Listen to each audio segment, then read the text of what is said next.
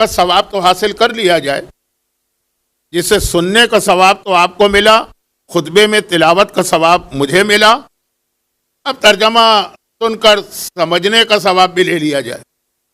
سورہ عنکبوت کی آیت تو پورے عشرے کا عنوان رہے گی۔ کیا لوگوں نے یہ غلط خیال کر لیا ہے کہ وہ زبان سے اپنے آپ کو مومن کہیں گے اور ان کو چھوڑ دیا جائے گا؟ جبکہ اللہ نے تم سے پہلے بھی ہر اس شخص کا ایمان ٹیسٹ کیا ہے، چیک کیا ہے، آزمایا ہے، جس نے اپنے آپ کو مومن کہا، تاکہ اب یہ تفسیر کی بحث سے چھوڑ دے، تاکہ اللہ کو پتا چلے کہ تم میں سچا مومن کون ہے اور جھوٹا مومن کون۔ یہ صرف آیت کا ترجمہ ہے، لیکن یہ آیت اپنی جگہ خود اتنی مکمل آیت ہے اور اتنا مکمل پیغام دے رہی ہے کہ اس میں کسی تفسیر میں جانے کی ضرورت بھی نہیں ہے اگر آدمی توجہ سے سنے۔ بہرحال یہ تو پہلی آیت تھی، اور دوسری آیت ایک طرح سے اس کی تشریح بھی ہے، اور کل رات جو گزر گئی شہادت کی اس کے اعتبار سے جو پیغام تھا وہ بھی ہے کہ جو اللہ کے بندے جو اپنے آپ کو مومن کہتے ہیں، ان کی کوالٹیز کیا ہے، ان کی صفات کیا ہے، وہ تو خیر چھوڑ دیجئے، 11 چیزیں قرآن نے بیان کی کہ 11 چیزیں ان میں پائی جائیں گی، اور اس کے بعد وہ 11 ذاتی خصوصیات کے بعد وہ آدمی کی ذاتی خصوصیات، زمین پہ وہ اکڑ کے نہیں چلتے ہیں، جہاں پہ گانا بجانا ہو تو وہاں سے وہ آگے بڑھ جاتے ہیں، وَمَرُّ بِاللَّغْوِ كِرَامًا۔ اب نہیں، یہ تو میں ذرا تفصیل میں چلا گیا، تو 11 خصوصیات بتائی گئی جو ہر آدمی کی ذاتی خصوصیات، یعنی ہر مومن کو یہ 11 باتیں اپنے آپ میں پیدا کرنا ہے، لیکن وہ ایمان ہی نہیں ہے۔ خاص طور پر جو شریعت رسول ہے اس کے اندر وہ ایمان ہی نہیں ہے کہ آدمی خود ایمان لا کر یہ سمجھے کہ میں نے کامیابی حاصل کر لی۔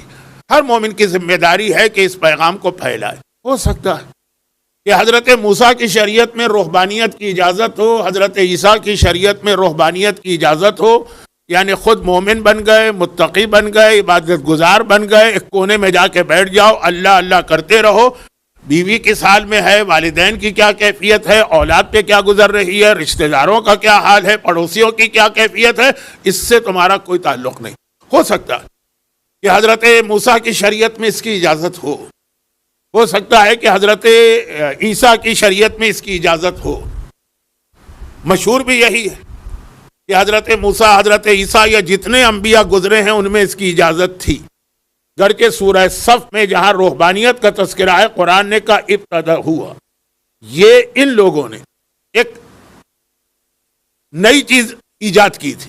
یہ ابتدعوہا سے ایک لفظ ایسا بنتا ہے جو بیان کیا جائے گا تو ذرا سا نگیٹو تاثر جائے گا، بدعت، لیکن اس کو آپ لفظ بدعت استعمال نہ کریں ورنہ پھر تو یہ حرام کام میں آ جائے گا۔ ابتدا کی خود ہی انہوں نے اپنی طرف سے یہ چیز بنا لی کہ ہمیں ایسا دین چاہیے۔ خیر، اب اس بحث میں ہم کو نہیں پڑھنا ہے، نہ حضرت موسیٰ کی شریعت کو ہم فالو کر رہے ہیں، نہ حضرت عیسیٰ۔ خلاصہ یہ ہے کہ پیغمبر کی شریعت میں اس کی گنجائش نہیں۔ تو اسی لیے جب کہا کہ 11 خصوصیات تم نے اپنے آپ میں پیدا کر کے اپنے آپ کو واقعاً ایسا مومن بنا لیا جیسا اللہ چاہتا ہے، پھر بھی یہ کافی نہیں۔ والذین یقولون، اب یہ لوگ کہتے ہیں ربنا ہب لنا من ازواجنا وذریاتنا، اے خدا ایک تحفہ ہمیں اپنی بیویوں اور اپنی اولاد کے ذریعے سے یہ دے۔ اپنی سے مطلب یہ ہے کہ مومن کہتا ہے اللہ کی بیوی نہیں، اللہ کی اولاد نہیں، ہماری بیوی ہماری اولاد، اس کے ذریعے سے ایک تحفہ ہمیں یہ ملے کہ قرۃ اعین، وہ ہماری آنکھوں کی ٹھنڈک بنے، اور وجعلنا للمتقین اماما، ہمارا سارا گھر، ہماری ساری فیملی، اور اگر کوئی گجراتی اسپیکنگ مجمع میں ہے تو ہمارا سارا کٹمب وہ متقیوں کا ہو اور ہم اس کو لیڈ کر رہے ہیں اور ہم اس کی قیادت کر رہے ہیں۔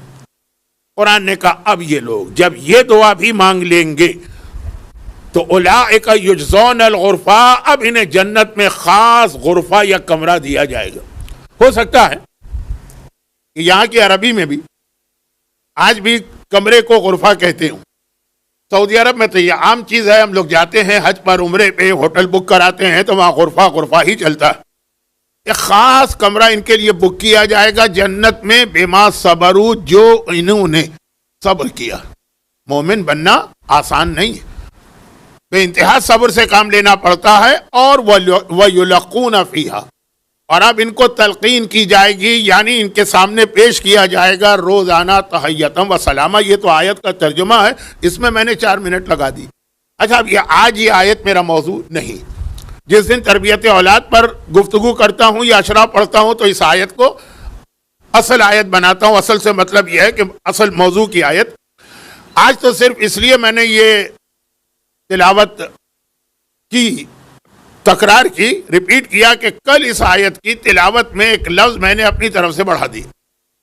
میں نے کہا اس کو کریکٹ کر دوں, اگرچہ کسی نے توجہ بھی نہیں دلائی.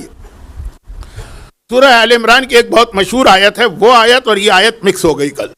ربنا لا تزغ قلوبنا بعد اذ ہدیتنا وہب لنا. ہب لنا کا لفظ اس میں بھی ہے, اس میں بھی. اس کے اندر ہب لنا کے بعد ہے من لدن کا رحمہ, من لدن کا. یہ اس آیت میں نہیں, لیکن کیونکہ آیتیں لفظ شروع کا ایک جیسا تھا تو یہ آیت مکس ہو گئی. یہ اکثر ہو جاتا.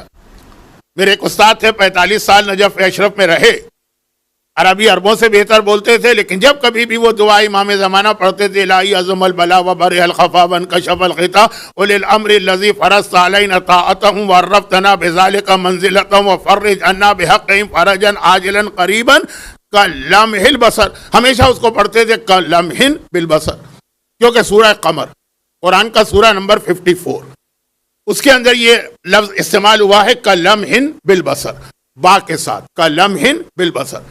تو اب وہی چونکہ اس سے ملتا جلتا لفظ اس دعا امام زمانہ میں ہے, تو ہمیشہ وہ دوسروں کی عربوں کی عربی صحیح کیا کرتے تھے. لیکن اب یہ کہ بعض اوقات مکس ہو جاتا ہے. سورہ قمر کی آیت میں با ہے, دعا امام زمانہ میں با نہیں, کلمح البصر. تو یہ اتنی چھوٹی چھوٹی غلطیاں نظر انداز تو ہونا چاہیے, لیکن آج کل کیونکہ سوشل میڈیا کا زمانہ ہے تو وہاں تو ذرا سی غلطی نہ بھی ہو تو لوگ پکڑ لیتے ہیں. لیکن میں نے اس لیے اس کو کریکٹ کیا کہ بحیثیت دعا کل اس کو بتایا گیا تھا. تو دعا کے اندر تو جو الفاظ آئے ہیں وہی آپ کو پڑھنا ہے, اگرچہ میں نے حوالہ قرآن کا دے دیا تھا تاکہ آپ قرآن کھول کے چیک کر لیں اور وہاں سے یہ دعا پڑھیں. تو خیر, خلاصہ یہ ہے کہ وَيَقُولُونَ رَبَّنَا هَبْ لَنَا, اے خدا ہمیں یہ عطا کر. من لدن کا نہیں ہے, یہ عطا کر من ازواجنا و ذریاتنا, ہماری بیویوں اور ہماری اولاد کے ذریعے سے. یہ تو ایک کریکشن تو ہوا, لیکن اسی کے حوالے سے 2-3 چھوٹی سی تمہیدی باتیں آج عرض کر رہا ہوں, کل کے موضوع سے ریلیٹڈ, پھر اصل موضوع پہ آتا ہوں. اور وہ یہ ہے کہ کل کی گفتگو میں اس آیت کے حوالے سے اولاد کی تربیت کا کچھ پیغام آپ تک پہنچایا گیا, اور اس کے اندر وہ ایک بہت اہم پیغام بھی تھا جو آپ میں سے ہر ایک کو اچھی طرح سے معلوم ہے کہ کوئی بھی دعا قبول نہیں ہے جب تک کہ انسان کوشش نہ کرے. اچھا, اب یہ جو ہے کوشش, لیکن کوئی بھی کوشش قبول نہیں ہے جب تک کہ اس کے ساتھ دعا نہ ہو. اگر کوشش ہے اور دعا نہیں ہے تو یہ ہے گھمنڈ, تکبر, ایروگنس. یہ دلیل اس بات کی ہے کہ آدمی سمجھ رہا ہے کہ جو کرتا ہوں وہ میں کرتا ہوں, ساری طاقتیں میرے پاس ہیں اور کوئی اس کائنات کا نظام چلانے والا نہیں. الذین یستکبرون عن عبادتی سیدخلون جہنم داخرین, جو قرآن کریم کی آیت دعا کے لیے آئی. ترجمہ یہ ہے کہ جو لوگ اتنے مغرور ہیں, اتنے پراؤڈی ہیں, اتنے ایروگینٹ ہیں, اتنے گھمنڈی ہیں کہ دعا کرنے سے بھی یستکبرون, کبر, دعا کرنے سے بھی گریز کرتے ہیں, ان قریب انہیں جہنم میں داخل کیا جائے گا. اب یہ لفظ تو قرآن میں کئی بار آیا ہے کہ جہنم میں داخل کیا جائے گا, لیکن یہاں پہ ایک اضافہ ہے داخرین, ذلیل کر کے ان کو جہنم میں داخل کیا جائے گا. تم دنیا میں اتنے گھمنڈی تھے, اتنے ایروگینٹ تھے, تو اب جتنا تم دنیا میں اپنے آپ کو بڑا سمجھتے تھے, قیامت میں اتنا ہی تمہیں چھوٹا کر کے اور پست کر کے داخل کیا جائے گا. تو دعا ہو, کوشش نہ ہو, وہ اللہ کا مذاق اڑانا ہے. کل رات کوشش ہو اور دعا نہ ہو, یہ اللہ کے مقابلے میں اپنے آپ کو ایک طرح سے چھوٹا خدا سمجھنا کہ جو کچھ ہمیں کرنا ہے اپنے ہاتھوں سے کرنا ہے. آج 21 سینچری کی دنیا اتنی مادی دنیا بن گئی کہ یہ تصور ذہنوں میں داخل کیا جا رہا ہے، لیکن یہ میرا آج کا تو کم از کم موضوع نہیں، اگرچہ ایمان میں یہ بہت اہم چیز کہ ساری کوشش کر کے بھی سمجھو کہ نتیجہ اللہ کے ہاتھ میں، لیکن ایک چھوٹی سی بات کہ دعا بھی ضروری. کل کی گفتگو سے یہ تاثر نہیں ملے کہ کل سے مطلب جو کل گزر گئی، کہ جی وہ دعا ہی کرو اور وہ سب سے اہم چیزیں نہیں، کوشش، لیکن خالی کوشش نہیں، اس کے ساتھ دعا. اچھا، اب یہ دعا کے حوالے سے جو بات چلی اولاد کے لیے، میں نے کل بھی عرض کیا تھا کہ آج کی دنیا مصیبتوں اور پریشانیوں کی دنیا ہے، ہر ایک کو پرابلم ہے. ابھی اس پہ بات آگے بڑھے گی. یہ ایمان کی سب سے پہلی شرط ہے. چنانچہ قرآن کریم کا وہ سورہ جس کے بارے میں بعض علماء کہتے ہیں، اب یہ صرف ایک محاورہ ہے، بعض اوقات آپ محاوروں کے الفاظ کو اگر پکڑ لیں گے تو غلط نتیجہ نکلے گا. جیسے کل میں نے کہا تھا کہ بچوں کو زہر کھلا دیں مگر حرام نہ کھلائیں، اسی وقت میں نے کریکشن کیا تھا، کہ کریکشن نہیں، وضاحت کی تھی کہ یہ نہ سمجھیے کہ اس کا لفظ کا یہی مطلب ہے، ورنہ تو ہر ایک کو پتا ہے کہ جب جان خطرے میں ہو تو شراب بھی حلال ہو جاتی ہے اور سور کا گوشت بھی جائز ہو جاتا ہے. بات کو سمجھانے کا ایک طریقہ. تو بعض علماء نے، بڑے بڑے علماء نے، مفسرین نے، وقت نہیں ہے میرے پاس، انہوں نے کہا کہ اگر قرآن میں صرف یہ سورہ نازل ہوتا اور پورا قرآن نازل نہ ہوتا 6236 آیتیں، تبھی کافی تھی.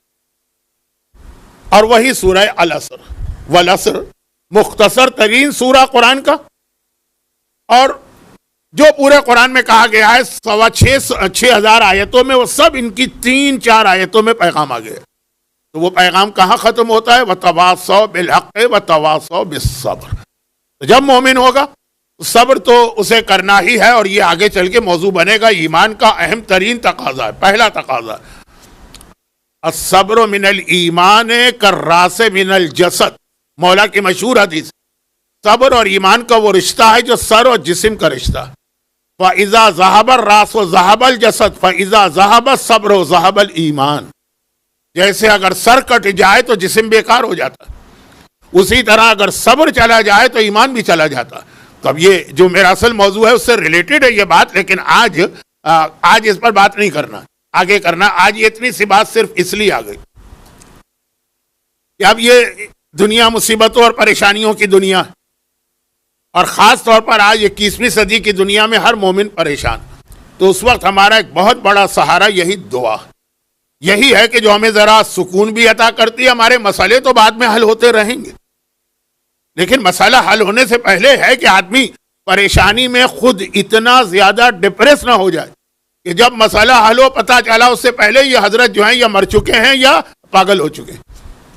تو اس لیے اس دوران جب آپ کی پریشانی ہے اور اللہ کی طرف سے آپ کے لیے راحت آ رہی، اس دوران مومن کے لیے سب سے بڑا سہارا جو ہے وہ دعا. آج کی مجلس میں 2 جملے ایسے آ رہے ہیں، ایک ابھی آ رہا ہے، شاید آدھی تقریر کے بعد آئے. میں نے آپ کو کچھ اندازہ ہو گیا ہوگا جو لوگ مجھے سنتے ہیں کہ بہت ساری بیماریوں کے مجموعے کا نام ہے صادق حسن، اور اس میں بہت ساری بیماریاں ایسی ہیں جو بالکل نیچرل، اس عمر میں جا کے آدمی کو یہ بیماری ہونا ہی چاہیے، لیکن اس کی وجہ سے بہت زیادہ مجھے ریسرچ کا موقع بھی ملتا ہے، اور جو ریسرچ میں نہیں کرنا چاہتا ہوں وہ مومنین زبردستی آ کے میرے کان میں ریسرچ پہنچا دیتے ہیں. یہ ان کی محبت. دنیا کے جس علاقے میں جاؤں مجمع میں کوئی نہ کوئی ڈاکٹر ہوتا ہے، وہ ضرور آ کے بعد میں اظہار تشویش کرتا ہے، اچھا مولانا یہ ہے تو اس کا یہ حل ہے تو یہ حل ہے، اور وہ اتنے مختلف حل ہوتے ہیں کہ اگر میں ان پہ عمل کرنے لگوں تو خود حل ہو کے رہ جاؤں. تو سنتا ہر ایک کی ہوں، اس کے بعد پھر اپنی بھی تحقیق کرتا ہوں. 2 چیزیں آج ایسی کہ تقریباً تمام دنیا کے ڈاکٹرز کا متفقہ فیصلہ. میں نے ایک لفظ کہا نا کہ ہر جگہ کے ڈاکٹر الگ بات بتاتے ہیں، لیکن یہ 2 چیزیں ایسی ہیں کہ تقریباً سب کا اتفاق ہے، جن میں پہلی چیز ابھی آ رہی ہے، دوسری چیز فی الحال میرے ذہن میں ہے کہ آخری مجلس میں آئے گی. پہلی چیز یہ کہ تمام بیماریوں کی جڑ ہے ذہنی پریشانی یا ڈپریشن وغیرہ جو آدمی کو ہوتا ہے. کہ یہ جتنی بھی جسمانی بیماریاں ہیں ان سب کی تحقیق کریں تو اس کی روٹ کاز یا اصل ہے کہ آدمی ذہنی طور پہ پریشان ہے. اس کے بعد پھر اس سے پھر یہ پریشانیاں، کوئی بلڈ پریشر، کوئی ڈائبٹک، کوئی یہ کوئی وہ. وقت نہیں ہے کہ میں اس جملے دہرا کے آپ کے ٹائم کو ویسٹ کروں. تو خلاصہ یہ کہ دعا، جو سب سے بڑا دعا کا فائدہ ہے کہ آدمی کو ذہنی سکون یہ دعا عطا کرتی. یقیناً آپ کا جو بھی مسئلہ ہے وہ آگے چل کے حل ہوگا. اللہ ہے اور اس کی رحمت ہے اور بندوں پہ ماں سے زیادہ مہربان ہے، لیکن جتنے عرصے میں وہ حل آ رہا ہے اس عرصے میں آپ کو سکون پہنچانے والی چیز. اگرچہ یہ بھی آگے کے ایک مجلس میں بات آئے گی ذرا تھوڑی سی تفصیل کے ساتھ، لیکن مختصر سن لیجیے. الا بذکر اللہ تطمئن القلوب. قرآن نے ایک گولڈن فارمولہ ہم کو عطا کیا ہے کہ یاد رکھو اللہ کی یاد تمہارے دلوں کو اطمینان بخشتی ہے. تو یہی دعا کیا ہے؟ یاد خدا. یاد خدا ان معنوں میں جو صحیح معنوں میں ہونا چاہیے کہ آدمی اپنے آپ کو خدا کے سامنے حقیر بندہ کہ سب کچھ وہاں سے حل ہوگا، تو یہ دعا ہے. لیکن اب وہ دعا کے حوالے سے ذرا زیادہ لمبی بات ہو گئی، جبکہ میرا اصل موضوع دعا نہیں، لیکن اس لیے میں نے کہا کہ جو اصل موضوع ہے کہ ایمان کے تقاضوں میں پریشانیوں کا سامنا کرنا، تو دعا ہی اس وقت آپ کا ایک سہارا بنے گی. اب دعا کے حوالے سے دو تین چھوٹی باتیں اس لیے سن لیجیے کہ جب میں حج پہ جاتا ہوں، جب میں عمرے پہ جاتا ہوں، جب میں زیارت پہ جاتا ہوں، ابھی بہت سارے مومنین زیارت پہ آلریڈی جا چکے ہیں، اور جو تھوڑے بہت جانے کا ارادہ رکھ رہے ہیں وہ آج کل میں چلے جائیں گے. تو وہاں پہ ایک مسئلہ یہ ہوتا ہے کہ خاص طور پہ جو لوگ کئی بار مثلا کئی حج کر چکے ہوں، یا کئی بار عمرے کر چکے ہوں، یا کئی بار زیارت کر چکے ہوں، تو پھر ان کے پاس مسئلہ ہوتا ہے کہ وقت زیادہ ہوتا ہے. وہ گئے، انہوں نے دیکھا زری کی زیارت کی اور زیارت وارثہ امام کی پڑھی، 2 رکعت نماز پڑھی، اب کیا کریں؟ تو اس میں پھر کچھ دعائیں، کچھ اعمال وہاں کے بتائے جاتے ہیں جو ہر جگہ کے ہیں، وہاں زیادہ اہم ہے. اس اعتبار سے میں اس وقت 3 چھوٹی سی نمازیں بتا رہا ہوں. یہ اس لیے ہے کہ وہاں لوگ کمپلین کرتے ہیں کہ مولانا کیا کریں، اب وہ کچھ نہیں کر سکتے تو کیا کرتے ہیں؟ ہوٹل کی لابی میں بیٹھ کے غیبتیں کرتے ہیں. کچھ نہیں کر سکتے تو کیا کرتے ہیں؟ ہوٹل کی لابی میں بیٹھ کے پاکستان اور انڈیا کی سیاست پہ بحثیں کرتے ہیں. فضول وقت ضائع ہو رہا ہے، کیونکہ اور سمجھ میں نہیں آتا ہے کہ گئے وہاں مجمع بہت زیادہ ہے، بڑی مشکل سے دور سے زری کی زیارت کی، قریب جانے کی ہمت ہی نہیں ہے، تو باقی وقت کیسے گزارے؟ اسلام میں ایک نماز آئی ہے، نماز مغفرت والدین. اس کا کل ذکر ہو گیا تھا، اس لیے میں اس کی طرف تھوڑا سا اشارہ کر رہا ہوں، اور اس کا زیارت سے ایک تعلق بھی ہے. اس لیے کہ نماز مغفرت والدین کس چیز کا نام؟ 2 رکعت نماز ہے. الحمد کا سورہ دونوں رکعتوں میں ہے، لیکن پھر الحمد کے سورے کے بعد کوئی مکمل سورہ نہیں. قرآن کی وہ 2 آیتیں جن میں والدین کی مغفرت کی دعا کی گئی ہے وہ پڑھنا. پہلی رکعت میں سورہ ابراہیم کی آیت 10 مرتبہ، دوسری رکعت میں سورہ نوح کی آیت، آخری آیت 10 مرتبہ. اور سورہ ابراہیم کی آیت تو بہت مشہور ہے، ربنا اغفر لی ولوالدی وللمؤمنین یوم یقوم الحساب. اگرچہ جو امام معصوم نے یہ بتایا کہ 10 مرتبہ اس کی تلاوت ہے، اس میں قرآن کے لفظ کو ذرا سا بدل دیا. قرآن میں ربنا، امام نے کہا رب اغفر لی، لیکن اس سے فرق نہیں پڑتا. 10 مرتبہ یہ آیت کی تو ہر ایک کو یاد ہے، لوگ نماز کے قنوت میں بھی پڑھتے ہیں. اور دوسری رکعت میں الحمد کے بعد 10 مرتبہ رب اغفر لی ولوالدی ولمن دخل بیتی والمؤمنین والمؤمنات. یہ حضرت نوح کی دعا، جو میرے گھر میں داخل ہو اس کی مغفرت فرما. اور حضرت نوح کا گھر کہاں ہے؟ مسجد کوفہ میں. اگرچہ آج کل خواتین اور حضرات کو یعنی لیڈیز اور جینٹس کو الگ الگ کرنے کے لیے مسجد کوفہ میں پارٹیشن ہے، یہ پہلے نہیں تھا. پہلے جیسے معصومین کے ذریعے کی زیارت مرد اور عورتیں اسی طرح ایک ساتھ کرتے تھے جیسے خانہ کعبہ کا طواف، اور اسی طرح مسجد کوفہ کے اندر بھی مرد اور عورتیں ایک ساتھ ہی جاتے تھے. پارٹیشن لگنے سے حضرت نوح کا گھر خواتین کے سیکشن میں چلا گیا. لیکن بہرحال جب بھی آپ زیارت پہ جائیں گے تو جس کے ساتھ جائیں گے وہ آپ کو بتائے گا کہ یہ حضرت نوح کا گھر، اور وہاں بورڈ بھی لگا ہوا ہے مقام نوح. تو یہ وہ گھر ہے جس کے لیے حضرت نوح نے دعا مانگی، وَلِمَنْ دَخَلَ بَيْتِي، جو بھی میرے گھر میں آتا ہے وہ اس کی بھی مغفرت فرما. تو یہ آپ پہلے میری رب اغفر لی ولوالدی ولمن دخل بیتی مؤمنا، پہلے میری مغفرت پھر والدین کی، اس کے بعد جو میرے گھر میں داخل ہو. تو یہ تو خاص قرآن نے مسجد کوفہ کے اندر داخل ہونے والے کی مغفرت کا اعلان کیا. تو ابھی لوگ جو زیارت پہ جا رہے ہیں، جا تو رہے ہیں کربلا کے لیے، لیکن کوئی ایسا ہوگا جو کربلا جائے اور نجف نہ جائے، اور کوئی ایسا ہوگا کہ نجف جائے اور کوفہ نہ جائے. تو وہاں تو یہ جو دعا ہے اس کا اس سے ایک تعلق ہے. یہ ہے نماز مغفرت والدین. ہر آدمی، تقریباً ہر آدمی شب جمعہ اس کو پڑھتا ہی ہے، لیکن وہاں تو آپ روز پڑھیں.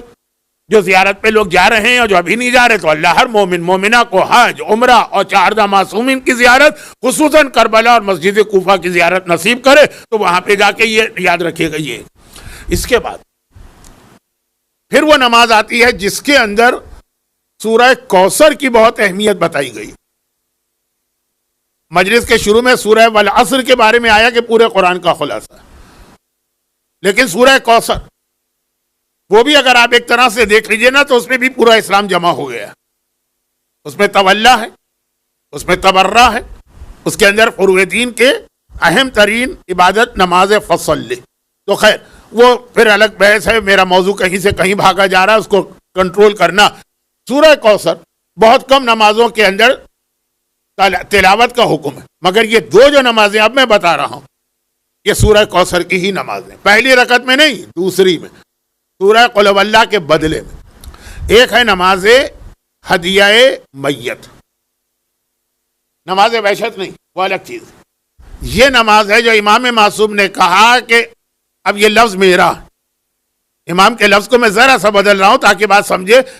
تم سے لے کر آدم تک تمہارے جتنے رشتہ دار، جتنے خاندان والے، صلہ رحمی کا ایک حصہ ہے نا، یہ جتنے اس دنیا سے گئے ہیں ان کو تم اس 2 رکعت نماز کے ذریعے سے قبر میں ثواب پہنچا سکتے ہو. والدین تو ہر ایک کو یاد ہوتے ہیں، لیکن کیا دنیا میں صرف والدین ہی ہیں اور کوئی ہمارا ایسا رشتہ دار نہیں ہے جس کا ہمیں حق ادا کرنا ہو؟ کل کی مجلس کے آخر میں گفٹ یا ہبہ کے حوالے سے مسئلہ آیا نا کہ خونی رشتہ دار کی بہرحال اسلام میں ایک اہمیت. صلہ رحمی کا عنوان بھی ہر ایک کو پتا ہے، اور وہ فقہی اعتبار سے کل کا آپ نے مسئلہ سنا، واجبات کا مسئلہ بن جاتا، یعنی حرام بن جاتا ہے اگر آپ نے ان سے وہی گفٹ کے حوالے سے وہی سلوک کیا کہ جو آپ نے کسی اور سے کیا. اب میں تفصیل میں نہیں جا رہا ہوں، کل بات ہو چکی. تو امام نے کہا اس کے اندر صلہ رحمی کے اندر خالی ان کی مدد کرنا ہی شامل نہیں ہے جب تک وہ زندہ ہوں، مرنے کے بعد. اچھا مرنے کے بعد ہمیں اپنے کتنے رشتہ دار یاد، خالہ مجھے یاد ہیں، مثلا چچا مجھے یاد ہیں، ماموں مجھے یاد ہیں. والد کے ماموں اور چچا خالہ بھی تھوڑی تھوڑی سا یاد ہیں، یا یہ کہ ان کا ذکر سنا ہے، لیکن پر دادا کے، سکڑ دادا کے، لکڑ دادا کی خالہ کبھی ذہن میں بھی تصور نہیں آتا ان کا. امام نے کہا یہ 2 رکعت نماز پڑھا کرو کم از کم ہفتے میں 1 بار. تو یہ نماز کا وہ فائدہ ہے جو نماز مغفرت والدین کا. لیکن مغفرت والدین کی نماز جاتی ہے صرف اجداد کی طرف، باپ، ماں، دادا، دادی، نانا، نانی، یہ جو ایک سیدھی لائن اوپر کی طرف جا رہی. اور جو ساتھ میں دوسرے، وہ کیا نماز ہے؟ مشہور نماز ہے، لیکن اب کیونکہ کل ذکر آ گیا تھا اس لیے اس کو آگے بڑھا رہا ہوں. 2 رکعت نماز. ہر نماز میں الحمد کا سورہ تو ہے. الحمد کے سورے کے بعد پہلی رکعت میں انا انزلنا کا سورہ اور دوسری رکعت میں سورہ انا اعطیناک الکوثر. یہ خاص ہدیہ میت. پھر کنفیوز ہو جاتے ہیں لوگ، اس کو نماز وحشت سے ملاتے ہیں. نماز وحشت کسی کے لیے بھی آپ پڑھ سکتے ہیں، لیکن یا اس کی موت کی رات یا اس کی قبر کی پہلی رات. اس میں بھی ذرا آغا سیستانی کے فتوے میں وضاحت ہے، لیکن میرے پاس آج ٹائم نہیں. اور ہدیہ میت الگ، جو آپ کے بزرگوں کے بزرگوں کے بزرگ، جو حضرت نوح کے زمانے میں ہمارے بزرگ تھے. بھئی ہمارا سلسلہ نسب حضرت نوح سے بھی ملتا. دنیا بھر کی جتنے انسان ہیں، حضرت آدم کی بھی اولاد ہیں، حضرت نوح کے بھی اولاد ہیں، باقی تو ساری دنیا مر گئی تھی. ان سب کو یہ ثواب پہنچائے گا. ایک یہ تو ضمناً بات آ گئی. یہ لوگ زیارت پہ جاتے ہیں تو وہاں چاہتے ہیں کہ انہیں کچھ وقت کیسے گزارا جائے. یہاں پر وہی حدیث مجھے یاد آ رہی ہے جو میرا کل آنے والے کل کا موضوع بنے گی انشاءاللہ. اب بعض اوقات ایسے جملے کو اللہ تکبر سمجھ کے پھر ذہن کو کہیں اور لے جاتا تاکہ انسان کو اپنی کمزوری پتہ چلے. لیکن انشاءاللہ وہ یہ کہ خاص جو بات یہاں پہ آتی ہے وہ یہ کہ یہ جو نماز ابھی بتائی جا رہی ہے، اور اس میں نے کہا کہ ایک جملہ مجھے عرض کرنا، وہ یہ ہے کہ ہدیہ میت اپنے جتنے بھی آپ کے محروم رشتہ دار ہیں ان سب کے لیے آپ کو یہ اس کا ثواب ان کو قبر میں فوراً پہنچایا جائے گا.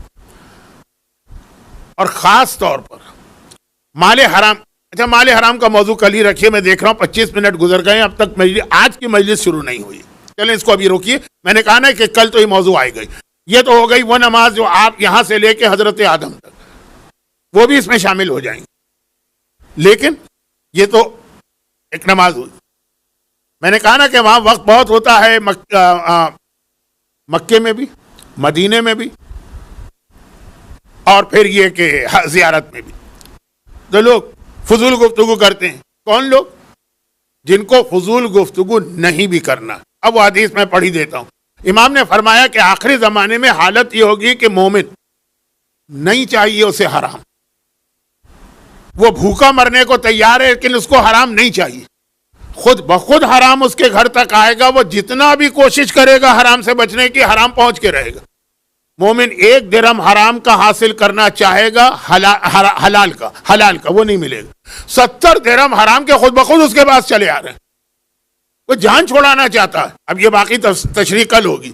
لیکن اسی طرح سے میں نے دیکھا ہے کہ زیارت وغیرہ میں بعض لوگ وہ فضول گفتگو میں شریک نہیں ہونا چاہتے, لیکن ایسا ماحول بن جاتا ہے قافلے اور گروپ کا کہ وہ چاہیں کہ نہ چاہیں ان کے کانوں میں یہ آوازیں پہنچتی ہیں, ان کو اس میں شامل ہونا پڑتا ہے.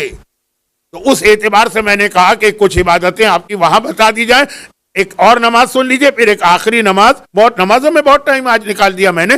اب جو ہے وہ اصل میرا موضوع تھا, اصل یہ تھا, اور وہ یہ تھا کہ امام نے ایک دفعہ ایک مومن سے, اپنے صحابی سے پوچھا, تم اپنی اولاد کے لیے بھی کوئی نماز پڑھتے ہو؟ تو جیسے کل میں نے آدھی تقریر کے بعد کہا تھا کہ والدین کا حق تو سنا ہے, اولاد کا حق تو نہیں سنا تھا لوگوں نے اس زمانے میں.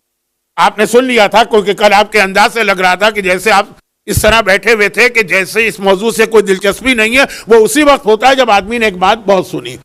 امام نے کہا آقا اولاد. وہ کل آج امام نے آج جو حدیث پڑھ رہا ہوں وہ نماز والدین کے حوالے سے. والدین, مرحومین, ان سب کے لیے تو نمازیں ہوتی. کہا کبھی اولاد کے لیے بھی نماز پڑھتے ہو؟ وہ مومن چونکا, فرزند رسول اولاد کے لیے باپ اور ماں نماز پڑھے. کہا کہ ہاں یہ اولاد کا حق ہے. دعا, نماز, پھر اولاد کی تربیت. حق ہے کہ ان کے لیے تم ہفتے میں کم از کم 1 مرتبہ 2 رکعت نماز پڑھا کرو. اور زیارت میں اور عمرے میں اور حج میں تو آپ کے پاس بہت موقع ہوتا. اب میں ایک جملہ بہت آہستہ سے کہہ رہا ہوں کہ مجھے اپنے آپ سے ڈر لگتا کہ تفسیر میں چلا گیا تو پوری مجلس کہیں اور چلی جائے گی. یہ سنت نمازیں ہیں جو آپ چلتے پھرتے بھی پڑھ سکتے ہیں, آپ گاڑی میں ڈرائیو کرتے ہوئے بھی پڑھ سکتے ہیں. تو اور اسلام نے آسان کر دیا, لیکن تصور ہی نہیں ہے اولاد کے لیے بھی دعا. کہا نہیں, اولاد کا ایک حق ہے کہ والدین بھی ان کے لیے نماز پڑھیں. ہمارے ہاں جو کافی عرصے سے ایک ون وے ٹریفک چلا رہا تھا کہ اولاد کو سارے حق ادا کرنے والدین کی کوئی ذمہ داری نہیں. جو ہے وہ دنیاوی ذمہ داری ہے کہ ان کے کھانے کا, کپڑے کا, تعلیم کا انتظام کر دیا, بس یہ کافی. بہت بات مہمان ہوا تو آئی فون لے کے دے دیا, بس اس نے اولاد کا حق ادا کر دیا. ایسا نہیں. اور کل جو میں نے جملہ کہا تھا نا کہ بلکہ پہلے اولاد کا حق باپ کے اوپر آتا, پھر جا کے اولاد پر ذمہ داری والدین کی آتی. یہ ادلا بدلا نہیں. یعنی اگر کسی باپ اور ماں نے اپنی اولاد کا حق ادا نہیں کیا تو ان کی اولاد کو یہ کہنے کا حق نہیں کہ چونکہ انہوں نے حق ادا نہیں کیا میں بھی حق ادا نہیں کر رہا ہوں. 2 الگ چیزیں. لیکن بہرحال پہلے ان کا حق, جو دعائے کمیل میں بھی کہ اے خدا بندہ, اے خدا اس دنیا میں آنے سے پہلے ہی تو نے میری تربیت کے لیے انتظام کر دیا, ماں کا, باپ کا. تو یہ ایک ذمہ داری. یہ بھی خالی ان کی دنیاوی ضروریات پوری نہ کرو, روحانی ضرورت بھی پوری کرو. تو تربیت الگ چیز ہے, لیکن دعا کے حوالے سے 2 رکعت نماز. الحمد کے بعد پہلی رکعت میں قل واللہ پڑھو, دوسری رکعت میں سورہ کوثر پڑھو. اور ہر مومن کو پتا ہے کہ سورہ کوثر تو نازل ہوئی شہزادی کی ذات کے لیے تھی کہ جب پیغمبر کے بیٹے کا انتقال ہو گیا تو یہ سورہ نازل ہوا. تو یہ اولاد سے بہت گہرا اس کا ربط. اور کہیں موقع ملے کہ نہ ملے, اگر سفر زیارت میں موقع مل جائے, سفر حج میں موقع مل جائے, سفر عمرہ میں, تو اس موقع کو غنیمت سمجھیے. تو یہ 2 رکعت نماز مغفرت والدین کی جو ضمناً آ گئی, اصل تھی تمام مرحوم رشتہ دار حضرت آدم تک. اگر آپ کا حضرت آدم سے کوئی رشتہ, ہمارا تو ہے, ہو سکتا ہے کہ ڈاروین کا نہ اس کا کوئی رشتہ بندر سے بنتا ہو, لیکن ہمارا رشتہ تو حضرت نوح سے بھی بنتا ہے, حضرت آدم سے بھی. تو تیسری, اولاد کے لیے نماز. دیکھیے اگر انسان اولاد کے لیے نماز پڑھے گا تو ذہن میں خیال آئے گا کہ اولاد کا بھی ہمیں کوئی حق ادا کرنا ہے دینی اور مذہبی. اب آئیے چوتھی اور آخری بات سن لیجئے, یہ صرف زیارت کے حوالے سے. یہ مجھے عرض کرنا تھی 3 دن کے بعد جو 8ویں امام کی شہادت کی رات آ رہی ہے، 8واں امام اور زیارت، بہت اہم موضوع. لیکن بات ابھی چل رہی ہے تو میں نے کہا پھر اس تقریر میں ساری باتیں ریپیٹ کروں، چلو آج ہی ہو جائیں. اور وہ یہ ہے کہ زیارت پہ ایک نماز اور بہت اہم. اب نہ اس کا اولاد سے تعلق ہے، نہ اس کا والدین سے تعلق ہے، نہ اس کا مرحوم رشتہ داروں سے تعلق. یہ ایک حق امام ہے. والدین کا حق پہچانا آپ نے، اولاد کا حق پہچانا آپ نے، اپنے تمام مرحوم رشتہ داروں کا حق پہچانا. ایک حق امام بھی قرار دیا گیا. امام کا بھی ایک حق ہے کہ ان کے لیے 2 رکعت نماز پڑھو. اچھا، اب امام کے لیے بہت ساری نمازیں ہیں، مفاتیح الجناح میں دیکھ لیجئے، ہر معصوم کے لیے ایک الگ نماز ہے، ان کو ہدیہ کریں. لیکن خاص سفر زیارت میں، زیارت والی نماز نہیں، وہ تو آپ یہاں بھی پڑھتے ہوں گے. جو خاص سفر زیارت میں امام کے حرم میں ایک 2 رکعت نماز ہے، ذرا لمبی، اس لیے لوگ اس سے گریز کرتے ہیں. لیکن سنت نماز ہے، آئی فون ہاتھ میں لے کے، قرآن ہاتھ میں لے کے بھی آپ پڑھ سکتے ہیں، بیٹھے بیٹھے بھی پڑھ سکتے ہیں. تو خلاصہ یہ کہ 2 رکعت. اور اس 2 رکعت نماز کے حوالے سے پہلے ایک عجیب جملہ سن، عجیب نہیں، کل کی مجلس میں آ چکا کہ بعض اوقات چیزیں الٹی ہو جاتی ہیں. اصغر کا ہنسنا کبھی حسین کی کامیابی بنتا ہے، اور سکینہ کا رونا کبھی کامیابی بنتا ہے. وہ جو کل جملہ آیا تھا اس میں پھر میں نے 2-3 مثالیں اور دی تھی. یہ نماز بھی اس میں سے ایک. یہ نماز کیا ہے؟ 2 رکعت نماز. لیکن ہر امام کے یہاں، یعنی اگر 10 اماموں کے روزے پہ آپ جا رہے ہیں مولا کو چھوڑ کر، وہاں نماز کا طریقہ الگ. اور یہی نماز جب مولا کے روزے میں پڑھیں گے تو الٹی ہو جائے گی. اور اس میں بہت سارے پیغام ہیں کہ اگرچہ اولنا اوسطنا آخرنا کلنا محمد ہے، مگر مولا کا رتبہ باقی تمام ائمہ سے زیادہ ہے. اور وہ حدیث بھی، الحسن والحسین سیدہ شباب اہل الجنہ و ابوہما خیر منہما. جنت کے جوانوں کے سردار تو ہیں حسنین، لیکن ان کے بابا ان سے بہتر، اور رسول خدا کا رتبہ. لیکن اب میں اس موضوع پہ زیادہ نہیں بولنا چاہتا، ورنہ بات تو کہیں سے کہیں چلی گئی، اس کو کھینچ کے واپس لانا ہے اصل عنوان پر. 2 رکعت نماز. مولا کے روزے میں اگر یہ نماز پڑھیں گے آپ تو الحمد کے بعد پہلی رکعت میں سورہ الرحمن ہے، دوسری رکعت میں سورہ یاسین. لمبے سورے ہیں لیکن مشہور سورے. آدھے سے زیادہ سورے تو آپ کو ویسے ہی کانوں میں پڑے ہوئے ہیں، اور بالکل آیت شروع ہوگی تو آیت آپ کو یاد نہ ہو، لیکن اندازہ ہو جائے گا کہ اب کیا کہا جا رہا ہے، اب کیا کہا جا رہا ہے. سورہ الرحمن جو سورہ قمر کے بعد ہے، وہ سورہ قمر جس کا ایک لفظ دعا امام زمانہ میں ہے، اور ایک لفظ زیارت عاشورہ کے بعد جو سجدے میں آپ پڑھتے ہیں اس میں. وہ سورہ قمر بھی بہت اہم ہے، لیکن میں اہم کہہ کے آپ کو کہیں سے کہیں لے جا رہا ہوں، واپس آتا ہوں. مولا کے روزے میں یہ 2 رکعت نماز، یہ حق امام، حق والدین سنا، حق رشتہ دار سنا، حق اولاد سنا. نمازوں کے حوالے سے سارے حقوق نہیں بتا رہا ہوں، لیکن زیارت کو ذہن میں رکھتے ہوئے نمازوں کے حوالے سے حق امام. باقی جو 3 نمازیں آپ کو بتائی گئیں وہ ضرورت نہیں ہے کہ خالی کربلا نجف میں پڑھی جائیں، وہ شارجہ میں بھی پڑھی جائیں. یہ والی نماز روزے کی نماز جس امام کے حرم میں ہے. بہت کم لوگوں کو میں نے یہ نماز پڑھتے دیکھا، لیکن ہیں پڑھنے، یہ نماز پڑھنے والے ہیں. مولا کے روزے میں پڑھیں گے تو پہلی رکعت میں سورہ رحمان ہے، دوسرے میں یاسین. باقی 10 اماموں کے حرم میں پڑھیں گے یہ نماز الٹی ہو جائے گی. پہلی رکعت میں یاسین ہے، دوسری میں سورہ رحمان. خیر، ایک نماز بتانا تھی، لیکن ساتھ میں یہ پیغام بھی دینا تھا کہ اس کے ذریعے بھی اسلام نے مولا کی اس فضیلت کو بیان کیا ہے جو باقی ائمہ پر بھی ان کو حاصل ہے، کہ جائے کہ کسی عام انسان سے ان کا مقابلہ کیا جائے. یہاں پہ رک کے ایک آخری جملہ 2 دن کے، 2 نہیں 1.5 دن، کل کی پوری مجلس، آج کی آدھی مجلس، ایک آخری جملہ کہہ کے اصل عنوان پہ آ جاتا ہوں. اور وہ یہ کہ اب یہ دعائیں آپ نے سنی، اور یہ بھی آپ نے سنا کہ مومن کا ایمان اس وقت تک نامکمل ہے جب تک کہ وہ دعا کرنا نہ سیکھے. کیونکہ کچھ لوگ بعد میں آئے ہیں تو ایک جملہ ریپیٹ کر رہا ہوں کہ دعا نہ کرنے والے کو یہ سمجھا گیا ہے کہ وہ اپنے آپ کو اتنا ایروگینٹ یا گھمنڈی بنا رہا ہے کہ گویا اللہ کے سامنے کھڑا ہو گیا. یا اللہ میں تجھ سے کیوں مانگوں. شداد کا جملہ، جب حضرت ہود بھی وہ نبی ہے نا کہ جن کے قبر کی زیارت ہمارے سارے زائرین کرتے ہیں. وادی السلام میں 2 ہی نبی تو دفن ہیں، حضرت صالح اور حضرت ہود. جب شداد سے جا کے کہا تھا ایمان لا، جہاں سے بات شروع ہوئی تھی کہ مومن خود ایمان لانے پہ اکتفا نہیں کرتا، دوسروں کو بھی پیغام دیتا. تو موسیٰ اور عیسیٰ کی شریعت میں چاہے یہ نہ ہو، لیکن انبیاء کے لیے واجب تھا. گئے کہا کہ ایمان لا. کہا کیوں ایمان لاؤں، کیا ملے گا مجھے؟ کہا یہ ملے گا، جنت کی نعمتیں بتائیں جو قرآن میں بھی آئیں. کہا یہ ساری چیزیں تو میں دنیا میں خود رکھتا ہوں، بھائی مجھے کیا ضرورت ہے اس کی وجہ سے ایمان لانے کی، کسی اور کے آگے جھکنے کی؟ کوئی ایسی چیز بتاؤ جو میرے پاس نہ ہو اور وہ مجھے دے۔ وہاں حضرت ہود نے تو جنت کو تذکرہ کیا تھا، کہا کہ اس میں کیا، پورے میرے پاس ہیں، دودھ و شہد کی نہر میں بہا سکتا ہوں، موتیوں کی محل میں بنا سکتا ہوں، سونے اور چاندی مشک و عنبر کی زمین میں بنا سکتا ہوں، بنا بھی دی۔ آج بھی بعض مومنین کی مینٹیلیٹی یہ بن جاتی ہے آخر میں جا کے۔ لیکن ہمارے یہاں جو عام لوگ ہیں، جو مجلسوں میں آنے والے ہیں، وہ کبھی اتنا گھمنڈ نہیں کرتے کہ دعا بھی نہ کرے، لیکن یہ غرور کی قسم ہے نا۔ تو اب خلاصہ یہ نکلا کہ کہا کہ دعا ضرور ہے، لیکن اب یہ لیکن سے میرا اصل موضوع شروع ہوا۔ لیکن دعا قبول نہیں ہوتی، یہ موضوع نہیں ہے، اس میں ایک جملہ آ رہا ہے، دعا قبول نہیں ہوتی۔ بہت دعائیں ہم پڑھتے ہیں، دعا قبول ہونے کی سب سے پہلی شرط یہ ہے کہ پوری دعا میں آپ کی توجہ رہے دعا کی طرف۔ اگر آپ کی توجہ ادھر ادھر بھٹکی ہے تو چاہے وہ کتنی ہی اہم دعا کیوں نہ ہو، یعنی وہ والی دعا کیوں نہ ہو جس کے لیے بعض اوقات یہ جملے استعمال ہوتے ہیں جن کو میں نہیں مانتا لیکن استعمال ہوتے ہیں کہ اگر یہ دعا کر کے بھی تمہارا مسئلہ نہ ہو تو میرا گریبان پکڑنا۔ کبھی کسی صحابی کا حوالہ آ جاتا ہے، کبھی کسی عالم کا حوالہ آ جاتا ہے، اگر یہ دعا کر کے بھی تمہارا مسئلہ نہ ہو تو قیامت میں مجھ سے شکایت کرنا۔ اس میں امام کا نام آ جاتا کہ فلاں امام نے یہ فرمایا۔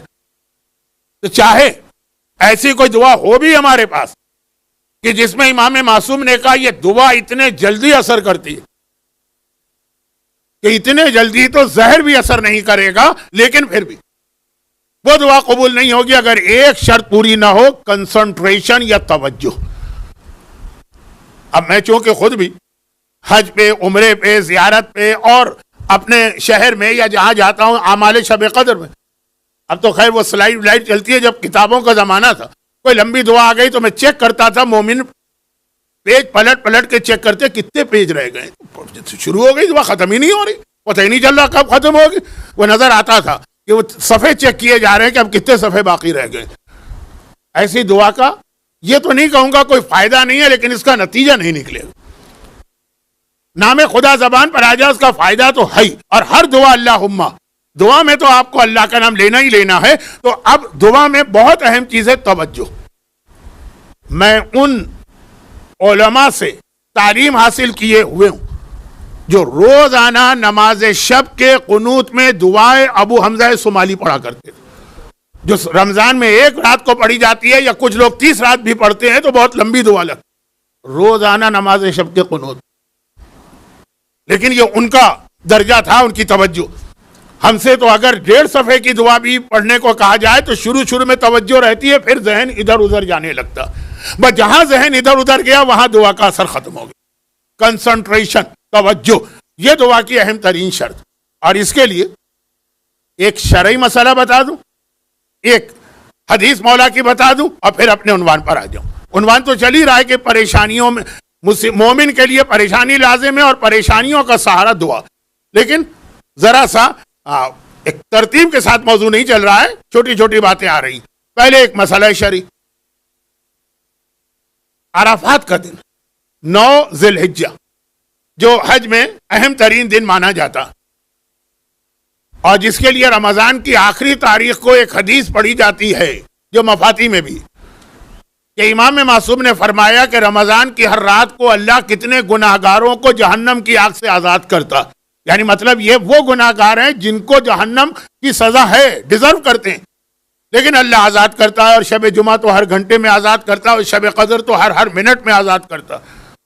اور ماہ رمضان کی آخری رات میں امام نے کہا یہ مہینہ آج ختم ہو رہا ہے، آخری رات، اگر کوئی اس مہینے میں بھی اپنے آپ کو نہ بخشوا سکا تو اس کے پاس بخشش کا کوئی ذریعہ نہیں سوائے اس کے کہ وہ 9 ذی الحجہ کو پالے۔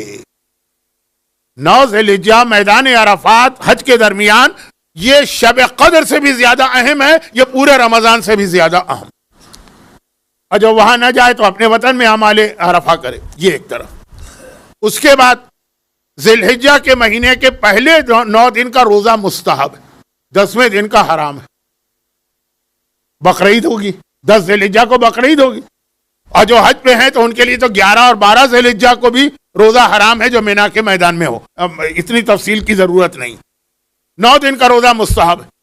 مگر اس میں یہ ہے کہ جو نواں روزہ آتا ہے 9 ذی الحجہ، امام نے کہا کہ، اور یہ مسئلہ شرعی بتا رہا ہوں، آیت اللہ سیستانی کی توضیح میں جا کے دیکھ لیجیے، امام نے فرمایا کہ اگر مسئلہ یہ ہو کہ 9 ذی الحجہ کو تمہیں روزہ بھی رکھنا، اس کا اتنا ثواب، اور اعمال بھی کرنا، اس کی اتنی فضیلت کہ پورے رمضان کے مہینے کے اعمال مل کر، پورے مہینے کے 29-30 دن کے اعمال مل کے تمہیں وہ فائدہ نہیں دیں گے جو صرف ایک دن کے اعمال دیں گے۔ رمضان کی اہمیت کم نہیں کر رہا ہوں،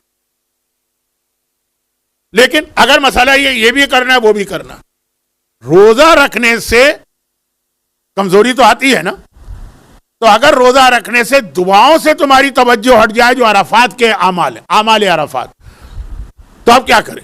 روزہ اہم ہے کہ دعا اہم ہے؟ روزہ اہم ترین عبادت میں ہے۔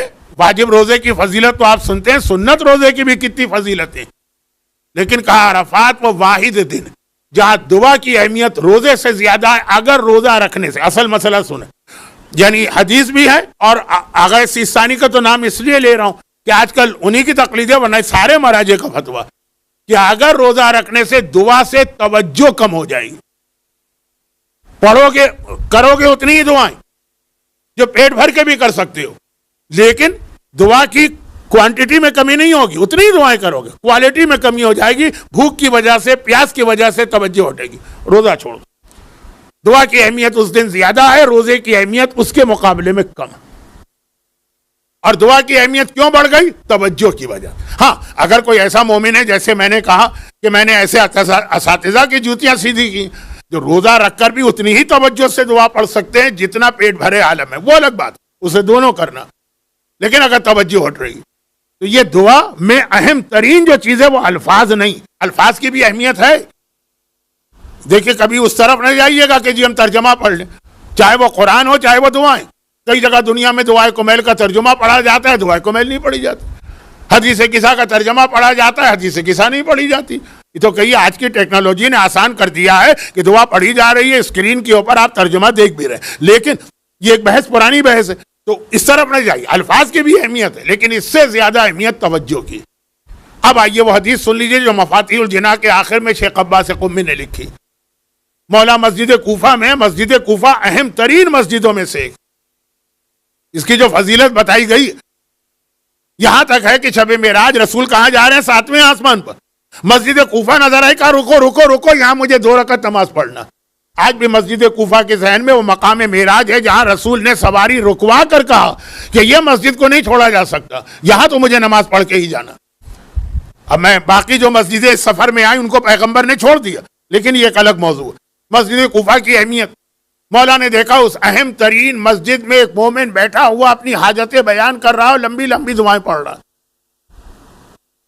امام نے ٹوک دیا، کہا یاد رکھو جو اللہ لمبی دعائیں سنتا ہے وہی اللہ مختصر دعائیں بھی سنتا ہے۔ ایسی لمبی دعا، اب مولا نے جملہ نہیں کہا، یہ میں کہہ رہا ہوں، ایسی لمبی دعا آپ پڑھ رہے ہیں جس میں آپ کی توجہ ہٹ رہی ہے، اس سے چھوٹی ایک جملے کی دعا بہتر جو پوری توجہ کے ساتھ۔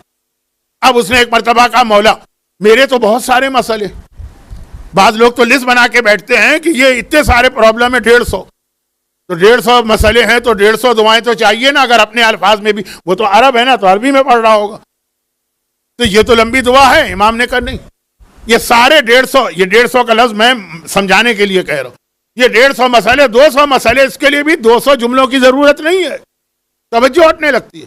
اما یجیب المستر کا وہ فائدہ آج کل کیوں نہیں ہے جو پہلے تھا؟ اتنا اتنا اتنا پڑھا جاتا ہے ہر مجلس ہر نماز میں کہ لوگوں کی توجہ ہی ہٹ جاتی ہے۔ الحمد کے سورے کا فائدہ کیوں نہیں کہ جو مردے کو زندہ کر سکتے ہیں الحمد کے سورے کے ذریعے سے، لیکن اب کیوں فائدہ نہیں ہے؟ اتنا پڑھا جاتا ہے سورہ فاتحہ کہ آپ پڑھ رہے ہوں گے، آپ کی زبان پہ الفاظ ہوں گے، ذہن میں کوئی خیال ہی نہیں ہوگا آپ کیا پڑھ رہے ہیں۔ اہدنا الصراط المستقیم کا کیا مطلب ہے معلوم ہے ویسے آپ کو، لیکن اس وقت جب آپ یہ پڑھ رہے ہیں توجہ اس وقت ہونی چاہیے۔ تو خیر خلاصہ یہ ہے کہ مولا نے کہا کہ نہیں کتنے ہی تیرے مسئلے کیوں نہ، مختصر دعا سے بھی حل ہو جائیں گے۔ مولا جانتے ہوں گے کہ اس کی توجہ ہٹ رہی ہے، اس کی کیا، ہر انسان کی توجہ ہٹتی ہے سوائے معصوم کے، سوائے معصوم کے۔ چلیں اس جملے کی وجہ سے میں ایک چھوٹا سا چوتھے امام کا تذکرہ کر دوں، کیونکہ یہ کربلا کا جہاد 11 محرم کے بعد چوتھے امام کے حوالے۔ چوتھے امام کا ایک ٹائٹل ہے زین العابدین، یہ ٹائٹل ہے۔ بہت مشہور لقب ہے تمام عابدوں کی زینت. کیا باقی معصومین عابدین کے زینت نہیں تھے؟ ابھی آپ نے پورا اشرا سنا ہوگا چوتھے امام کے حوالے سے. گرچہ یہ تو مشکل ہوتا ہے کسی بھی عالم کے لیے کہ ہر مجلس میں چوتھے امام کے حالات پڑھے، لیکن مختصر حالات آتے ہیں. چوتھے امام کا ٹائٹل ہے زین العابدین. اب باقی اماموں کے مقابلے میں خود چوتھے امام کو جب ان کی پھوپھی نے اتنی نمازوں سے روکا چوتھے امام کی پھوپھی روکا، تو ایک مرتبہ انہوں نے یہی کہا کہ پھوپھی آپ نے تو دادا کی نمازیں دیکھی، میں تو اس کے مقابلے میں کچھ بھی نہیں ہوں. بہت مشہور واقعہ ہے. بلکہ ڈائریکٹ بھی نہیں روکا. جابر ابن عبداللہ انصاری کو بلایا کہ آپ میرے بابا کے بھی صحابی ہیں اور میرے نانا کے بھی صحابی ہیں اور آپ عمر میں اتنے بڑے، آپ جا کے روکی. یہی جواب دیا نا کہ میرے دادا کی نمازوں کا کوئی مقابلہ کر سکتا ہے. پھر بھی علی کا لقب نہیں ہے زین العابدین، چوتھے امام کا لقب، اور عجیب انداز کا لقب ہے. عجیب انداز کا لقب ہے. شاید یہ آپ نے سنا تو ہوگا اشرے میں، لیکن اب 2 منٹ 3 منٹ 4 منٹ لگیں گے اس کو ایک دفعہ سن لیجیے. عجیب انداز کا لقب. دیکھیے بعض اوقات کچھ القاب ایسے ہوتے ہیں جو دنیا میں ہیں آخرت میں نہیں، آخرت میں ہے دنیا میں نہیں. مثلا لفظ ایک لقب ہے بہت اہم، منصور، جو زیارت عاشورہ میں آیا ہے امام زمانہ کے لیے، امام منصور، کہ ہم حسین کے خون کا انتقام لیں گے اس امام سے جو منصور ہے. یہ امام کا لقب ہے. کس امام کا؟ 12ویں امام خاص. باقی 11 اماموں کا آپ استعمال کر سکتے ہیں، لیکن لقب یہ امام زمانہ کا. منصور مانے وکٹوریس، فاتح، جو فتح کرے گا ساری دنیا کو اسلام کے لیے. مگر روایت میں جملہ ہے کہ نہیں کہ اس دنیا میں میرا یہ بیٹا منصور ہے اور آسمانوں میں میری دادی منصورہ. شہزادی کا لقب ہے منصورہ. ایک ہی لقب ہے جو دادی اور پوتے میں تقسیم ہوا، مگر آسمان پر یہ لقب بنا فاطمہ کا منصورہ، زمین پہ یہ لقب بنا زمانے کے امام کا منصور.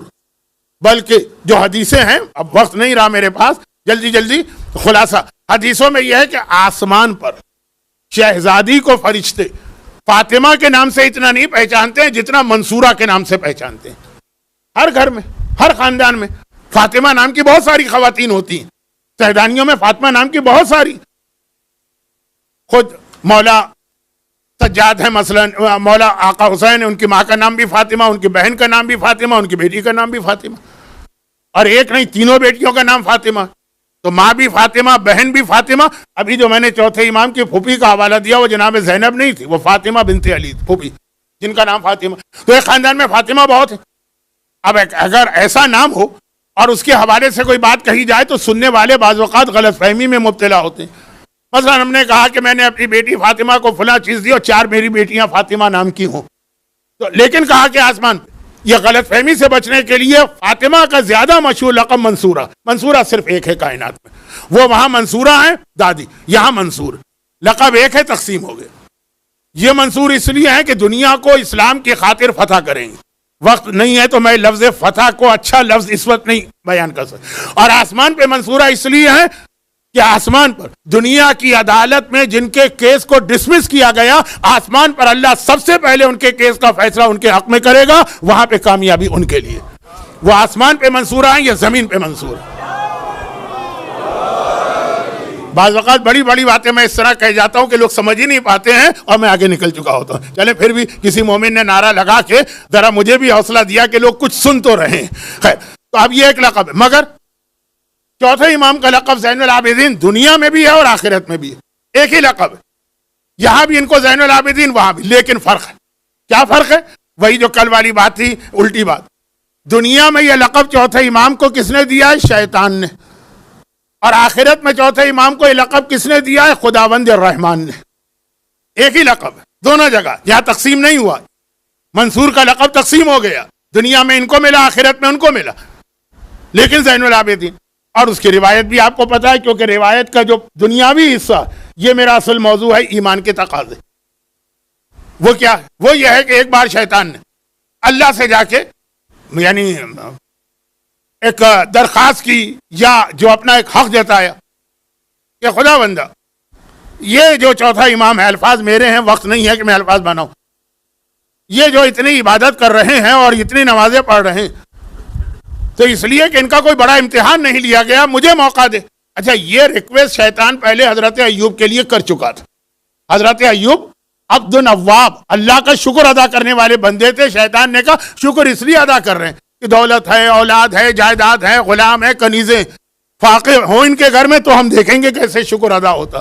خدا نے کہا جا تجھے اختیار. حضرت ایوب کا واقعہ تو ہر ایک کو پتا. اب مجھے نہیں معلوم لیکن پاکستان میں جس زمانے میں بسوں میں سفر کرتا تھا واقعہ ایوب کو بیچنے والے 4 آنے کی کتاب بیچتے تھے. پہلے واقعہ ایوب بس میں سناتے تھے پھر کہتے تھے بھائیوں یہ 4 آنے کی کتاب خرید لو. خیر تو بہت مشہور ہے حضرت ایوب کا واقعہ. تو شیطان کو اللہ نے اجازت دی، وہ گیا، بیٹے بھی مرے، کنیز غلامے بھی مرے، جائیداد بھی بک گئی، بیمار بھی ہو گئے، بہت سارے پرابلم، شکر جاری رہا. بہت اہم واقعہ ہے حضرت ایوب کا. صبر ایوب تو اردو کا محاورہ ہے. وہ سارا شیطان نے ایوب کو دیکھا. ایک بار چوتھے امام کی عبادت کو دیکھا کہ چوتھے امام کی زبان پہ اس انداز سے شکر ہے اور نمازیں. امام کی نماز تو بتانے کی ضرورت نہیں، وقت بھی نہیں ہے، اور ابھی ابھی آپ نے سنا. کہا کہ مجھے ان کا امتحان لینے دے پھر میں دیکھوں ہی کیسے عبادت کرتے ہیں. کہا جا. اب وہ کیا امتحان لے؟ دیکھیں اب دیکھیں شیطان کی نگاہ میں سب سے بڑا امتحان کیا. آپ یہ نہ سمجھے میں اپنے موضوع سے ہٹ گیا، ابھی ایک جملے سے مل جاتا ہوں موضوع پہ. کیا ہے؟ مال، اولاد، قید، بیماری، یہ سارے امتحان چوتھے امام آلریڈی کربلا میں دے کے آ چکے ہیں. جتنے بھی ایوب کے امتحان شیطان نے لیے تھے نا وہ سارے امتحان چوتھے امام آلریڈی کربلا میں دے چکے ہیں. وہ کون سی مصیبت تھی جو حضرت ایوب پر آئی اور چوتھے امام پہ کربلا میں نہیں آئی تھی؟ تو کہا یہ تو سارے امتحان دیے اور اس میں چوتھے امام کی زبان پہ وہی اللہ کی بارگاہ میں توجہ رہی. کب آخری امتحان. یہ شیطان کا بہت بڑا ہتھیار ہے. شیخ مرتضی انصاری کا واقعہ یاد کیجئے جو ٹوٹے ہوئے جال نظر آئے تھے شیطان کے پاس. کہا اب ایک ہی طریقہ ہے ان کی نمازوں کو، نماز کو تو ہم کم نہیں کر سکتے چوتھے امام کی، شیطان کہہ رہا نمازوں کی کوالٹی کو کم کر دیں، یعنی نماز سے توجہ ہٹا دیں. نماز قضا نہیں کرا سکتے، واجبات کی بات نہیں ہے. دن اور رات میں 1000 رکعت نماز پڑھنے والے کے بارے میں شیطان کو پتا کہ اس کو 998 بھی نہیں بنا سکتا ہوں میں، 1000 ہے تو 1000 ہی رہے گی. کہا لیکن اگر توجہ ہٹا لے، وہ جو میں نے کہا نا کہ دعا توجہ ہٹی ہے. کہا جا تجھے اختیار ہے. پھر وہ آپ نے روایت سنی، ایک بہت ہی زہریلا سانپ یا اژدہا بن کے آیا اور امام کی نماز ہے اور وہ انگوٹھا چباتا رہا 2 رکعت نماز میں، اتنا سخت زہر، اور امام کے جسم میں زہر دوڑ رہا. دادا کے جسم میں ابن ملجم کی تلوار کا زہر سر کے ذریعے داخل ہوا، چوتھے امام کے جسم میں یہ زہر پاؤں کے ذریعے داخل ہوا. یہاں تک کہ امام نے نماز ختم کر لی، ایک لمحے کے لیے بھی توجہ تک نہیں ہوئی کہ کیا زہر اور کیا سانپ اور کیا اس کا کاٹنا. وقت بھی نہیں ہے اور ضرورت بھی نہیں، ورنہ ذرا تفصیل سے بتا دو. توجہ تک نہیں ہوئی.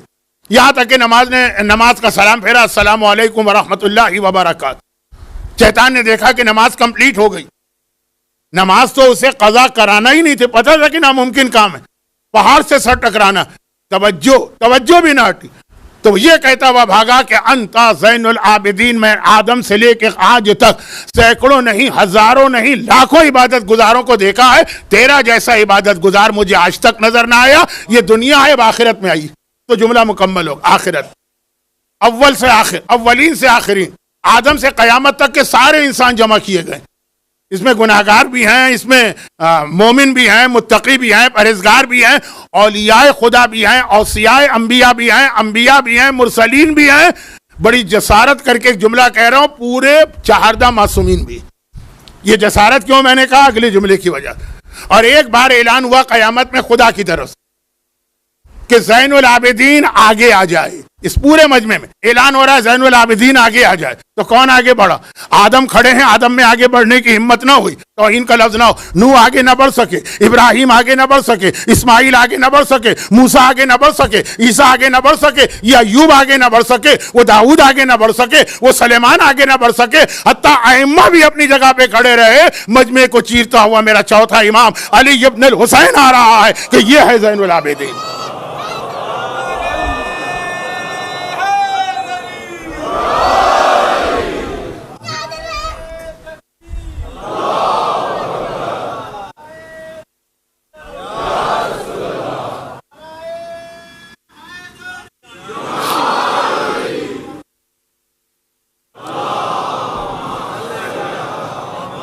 دادا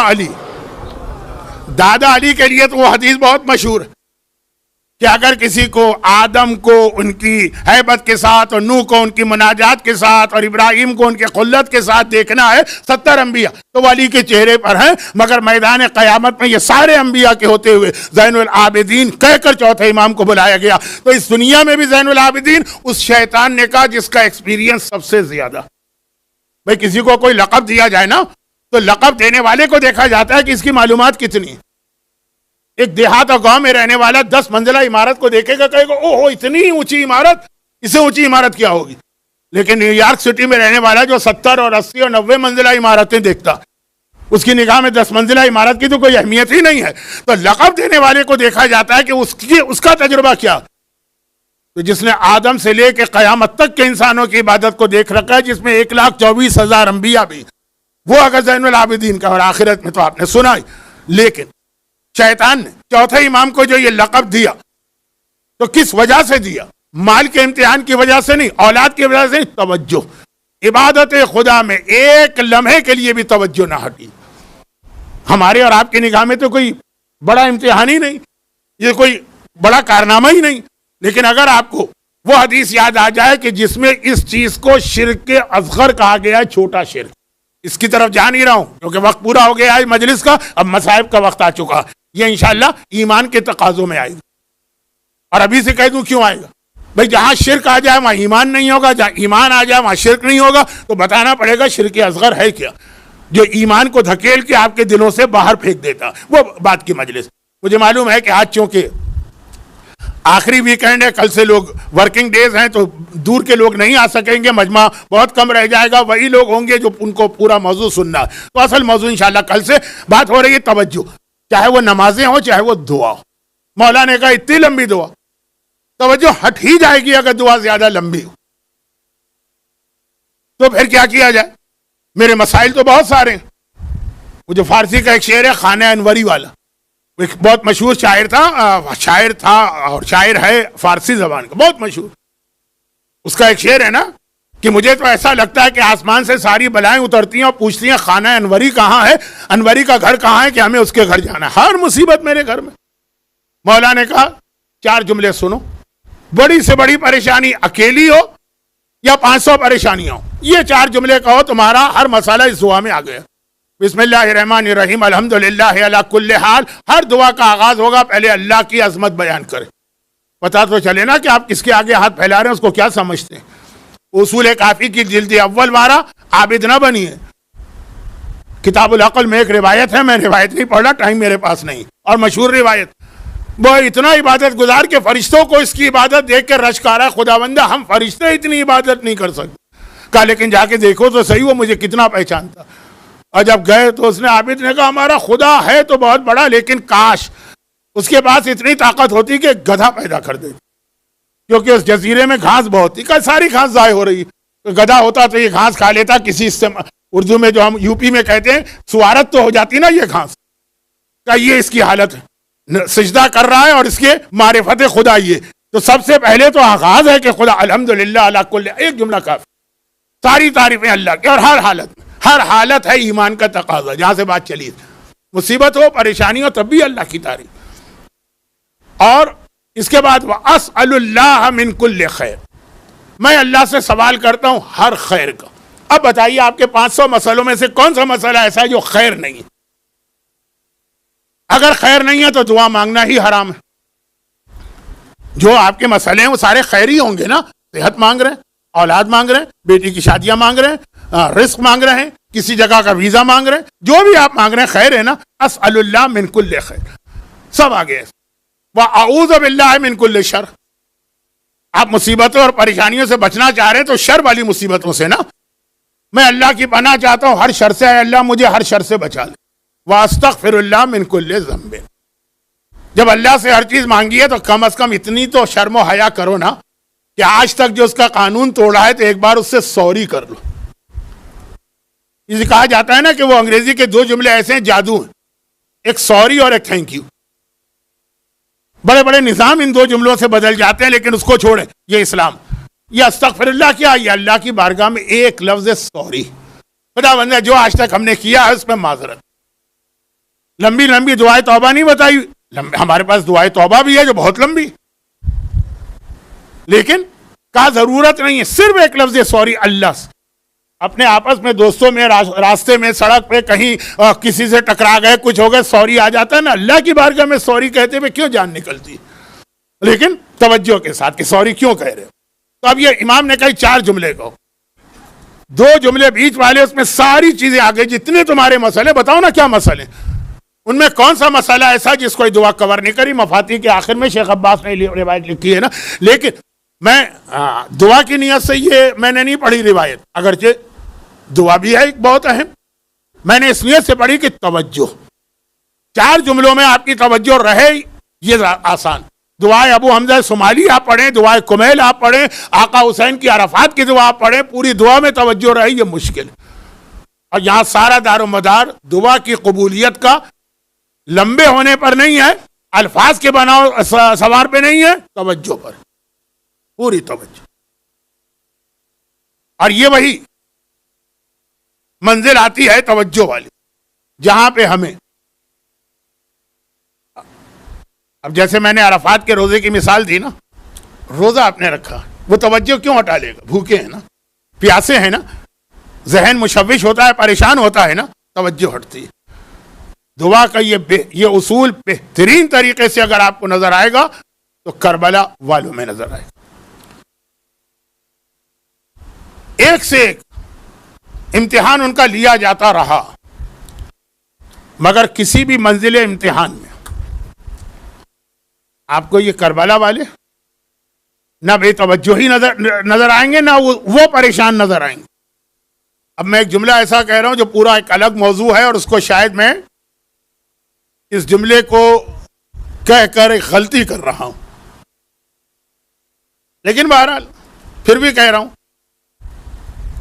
ہمارے بہت سے مرثیے اور نوحے ایسے ہیں جن کو فی الحال بدلنے کی ضرورت ہے, یا ان کو پڑھنا بند کرنا چاہیے.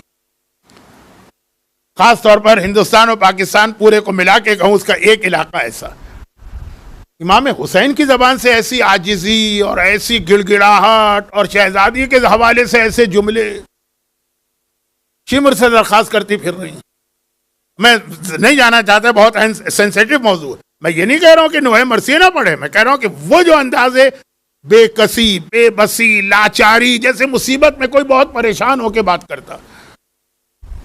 اتنی پریشانی تو ہمارے یہاں کی عام عورتیں بھی ظاہر نہیں کرتی. جیسے بعض اوقات بعض نوحے مرثیوں میں ہو سکتا ہے کہ 100 سال پہلے گریے کے لیے وہ کام آتے ہیں. میں اس موضوع کو نہیں چھیڑنا چاہتا جو بہت بڑا ایشو بن گیا ہے, میں اس پہ بات نہیں کر رہا ہوں. میں کہہ رہا ہوں اہل بیت پورے کربلا کے واقعے میں جتنے خوش نظر آئے. خالی اہل بیت کی بات نہیں ہے, یہ روایت مجھے بعد میں پڑھنا تھی لیکن ابھی بھی سن لیجیے. بریر حمدانی کوفے کے حافظ قرآن, پیغمبر کے صحابی, ساری رات نماز پڑھنے والے, جس کو عربی میں کہا جاتا ہے قائم اللیل صائم النہار, پوری رات کھڑے رہتے ہیں, پورا دن روزہ رکھتے ہیں, بہت ہی سیریس. لیکن صبح عاشور جو لوگوں نے ان کو دیکھا, ان کے ساتھیوں نے ہنس رہے ہیں, مسکرا رہے ہیں, مذاق کر رہے ہیں, جوک کر رہے ہیں. اے بریر, آج تو قیامت کا دن ہے, مصیبتوں بھرا, اور تم اتنے خوش ہو. کہا کیسے خوش نہ ہوں, آج تو میں اپنے اللہ کی رضا حاصل کرنے جا رہا ہوں, اور آج میں جنت کو حاصل کرنے جا رہا ہوں. یہ اس وقت کی بات ہے جب 3 دن کی بھوک اور پیاس ہو چکی تھی. یہ 2 محرم کی روایت نہیں ہے, یہ عاشورے کی روایت. تو یہ جو توجہ کا ایک مسئلہ آیا, اور وہ جو الحمدللہ کل حال, ہر حال میں اللہ کی تعریف کرو, کربلا والے, اور کربلا والوں میں بھی خاص طور پر کربلا کی خواتین, اور ذرا رقیق القلب بھی ہوتی ہے, اور پریشانیوں میں ذرا زیادہ جلدی پریشان ہو جاتی ہے, جو بعض اوقات دعا قبول کرا دیتی ہے. زیادہ پریشانی دعا قبول کراتی ہے. روایت میں ہے نا کہ اگر تمہاری آنکھ سے آنسو کا ایک قطرہ نکلے, چاہے وہ مکھی کے پر کے برابر کیوں نہ ہو, وہ تمہاری دعا کی قبولیت کی رسید. جو ماں کے حوالے سے آتا ہے کہ دعا اس سے کرواؤ, کہ جو پریشانی اس کے دل کو ہوگی, پریشانی بھی دعا قبول کرانے کا ذریعہ. مگر کربلا کی خواتین کو دیکھ لیجئے کہ کیا صبر ہے, کیا عزم ہے, کیا حوصلہ ہے, اور کیا مرضی خدا پہ راضی. اور ایک بس چھوٹے سے 2 جملے عرض کر کے آج جناب سکینہ کے مصائب کا ایک حصہ بیان کرنا تھا، وقت نہیں رہا، لیکن ابھی ہمارے پاس زندگی رہی تو پورا ایک ہفتہ تو ہے نا۔ دربار یزید چوتھے امام کا وہ جملہ یاد کیجئے، قیامت ہے قیامت، محمد کی نواسیاں علی اور فاطمہ کی بیٹیاں ایک ظالم اور شرابی کے سامنے دربار میں مقنا و چادر کے کھڑی کی گئی۔ قیامت ہے کہ ہندا کا پوتا سینہ تان کے تخت خلافت پہ بیٹھا ہے اور محمد کی نواسی قیدی بن کے اس کے سامنے کھڑی، اور اس وقت یزید ایک تو شراب کے نشے میں ہے، پھر جوا کھیل رہا ہے، اس کا اپنا ایک نشہ، اور سب سے بڑھ کر وہ تخت پر بیٹھا ہے، اس کا اپنا ایک نشہ۔ اور جان بوجھ کر کسی کو ذلیل کرنے کا ایک طریقہ یہ ہوتا ہے، نظر انداز کر رہا ہے جیسے اسے پتہ ہی نہیں کہ دربار میں کون آیا، مگر 2 چیزوں نے اس کی توجہ اپنی جانب کھینچی، شرابی کو شراب کے نشے میں بھی یہ 2 چیزوں نے توجہ اپنی جانب کھینچی ہے، ایک آج سنیے گا، ایک کسی اور دن آ جائے۔ پہلی چیز نے توجہ کھینچی کہ یہ سارے جو قیدی کھڑے ہیں ساری عورتیں اور بچے ہیں، صرف ایک مرد نظر آ رہا۔ بس ایک مرتبہ چونکا اور کہا کہ تو کون ہے؟ کہا انا علی ابن الحسین، میں حسین کا بیٹا علی ہوں۔ یزید کا جملہ آپ کو یاد ہے نا کہ اس نے کہا وہ تو کربلا میں مارا گیا، نہیں، جملہ تھا کہ کربلا نے اللہ نے اس کو موت دے دی۔ کہا یزید وہ میرا چھوٹا بھائی علی اکبر تھا، کربلا نے نہیں، تیرے ظالم لشکر نے اس کو شہید کیا۔ اب دربار یہ عام دربار نہیں، آج ساری دنیا کے سفیر بلائے گئے، آج ساری دنیا کے نمائندے ہیں، آج سب کے سامنے یزید اپنی عزت بنانا چاہتا ہے، یہاں قیدی یہ کہہ رہا کہ تیرے ظالم لشکر نے میرے بھائی کو شہید کیا۔ شراب کا تو ویسے، شرابی کا غصہ تو ویسے ہی مشہور، ایک مرتبہ غیظ و غضب میں آ گیا اور ایک مرتبہ کہا تو مجھ سے بدتمیزی کر رہا ہے، اے جلاد اس جوان کی گردن اڑا دے، یہ اب تک کیوں بچا؟ میرے مولا نے ایک مرتبہ اس کو دیکھا اور کہا ایحددونی بالموت، الموت لنا عادت وکرامتنا شہادت، تو مجھے موت سے ڈراتا ہے، تو میری تہدید کرتا ہے موت سے؟ موت تو ہمارے گھرانے کی عادت ہے، شہید ہونا تو ہماری فضیلت ہے، ساری تعریف ہے اللہ کی جس نے ہمیں عزت بخشی۔ بس ایک مرتبہ جلاد سجاد کی جانب بڑھا، سجاد تو یہی جملہ کہہ رہے ہیں الموت لنا عادت وکرامتنا شہادت، مرنے کے لیے تیار ہیں، مگر ہمارے بعض علماء ایک جملہ کہتے ہیں، وہ پوری ایک تقریر چاہتا ہے، کربلا کے پورے واقعے میں مرنا امتحان نہیں تھا، زندہ رہنا امتحان تھا جو سجاد دے رہے ہیں اس حالت میں، اس ماحول میں۔ مگر زینب کبریٰ کو کچھ یاد آ گیا، آخری رخصت کے بعد جب بھیا میرے پاس آیا تھا، ایک جملہ کربلا کے واقعے میں عاشورے سے پہلے کئی بار زینب نے کہا تھا، کئی بار، 2 دفعہ تو مجھے اچھی طرح یاد ہے، اس سے زیادہ بھی، کہ اگر بہن کو بھائی سے الگ کیا تو زینب مر جائے گی۔ یہ اس دن بھی کہا تھا جب 28 رجب کا قافلہ چلنے والا تھا اور خاندان کے بزرگ عبداللہ ابن عباس نے کہا تھا کہ حسین جا رہا ہے، عورتوں کو لے کے نہ جا۔ پردے کے پیچھے سے زینب کی جلال والی آواز آئی تھی، اے ابن عباس کیا بہن کی موت کا سامان کر رہا ہے؟ حسین سے الگ رہ کے زینب زندہ نہیں رہ سکتی۔ اور یہ جملہ اس دن بھی کہا تھا جس دن ان کے شوہر سواری کے قریب آئے تھے اور زینب کے دل میں خوف پیدا ہوا، یہ مجھے واپس تو نہیں لے جانے آ رہے ہیں۔ گھبرا کے کہا تھا کہ اگر واپسی کا حکم دے رہے ہو تو بیوی پر واجب ہے شوہر کی یہ بات ماننا، لیکن زینب نہیں جائے گی، زینب کا لاشا جائے گا، بھائی سے الگ ہو کے بہن زندہ نہیں رہ سکتی۔ پھر میرا ایک سوال ہوتا، یہ شہزادی کہہ رہی جو صدیقہ طاہرہ کی صدیقہ بیٹی، جو کہتی ہیں سچ کہتی ہیں، غلط بیانی نہیں کرتی، بات کو بڑھا چڑھا کے مبالغہ نہیں کرتی، بار بار کہہ رہی ہیں بھائی سے الگ ہو کے میں مر جاؤں گی۔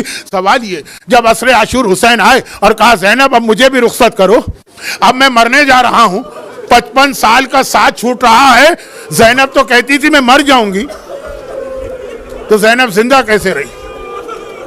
کیا وہ مبالغے کا جملہ تھا، بڑھا چڑھا کے بات تھی؟ نہیں، واقعاً حسین مقتل میں بعد میں جاتے، پہلے زینب وہیں ذوالجناح کے قریب گر کے مر جاتی، مگر حسین کے اگلے جملے نے مرتی ہوئی زینب کو زندگی دی۔